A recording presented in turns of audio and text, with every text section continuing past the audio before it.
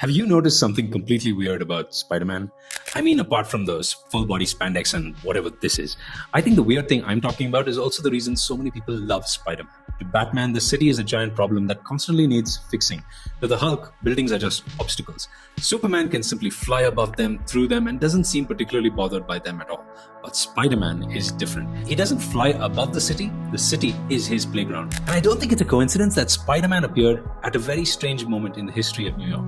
In 1962, Stan Lee had an unusual idea for a superhero, and it had to be a teenager. And that was actually quite radical because in America, teenagers had become something adults were genuinely worried about. Juvenile delinquency had become a national panic. Comics themselves were being blamed. But Lee wanted the teenager to be the hero. An early version of Spider-Man was drawn by Jack Kirby. It probably looked something like this, but Stan Lee felt the character looked too conventionally heroic.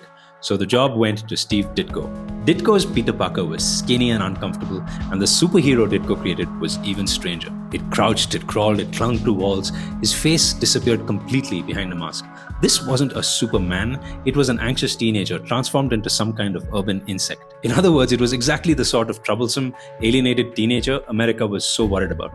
And outside Spider-Man's window, post-war New York was being ripped apart and rebuilt. Robert Moses had spent decades reshaping the city around highways, superblocks, and enormous infrastructural projects. Old neighborhoods were being demolished in the name of progress.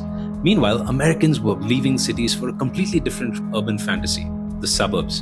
And then in 1961, just 1 year before Spider-Man, Jane Jacobs published The Death and Life of Great American Cities. Jacobs argued that a city wasn't a collection of heroic buildings seen from above, it was what happened down here, on the sidewalks, in the shops, through the windows and between neighbors.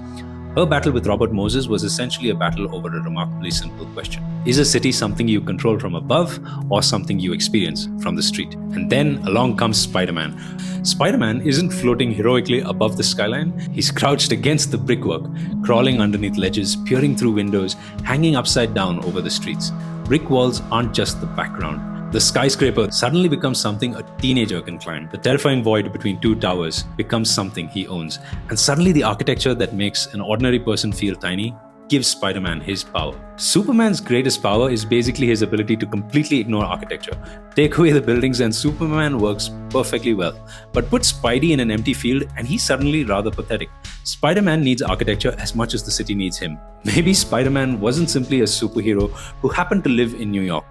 I think New York's architecture was his greatest superpower. Follow Tall Stories if you enjoy learning about the hidden side of architecture, cities, and design.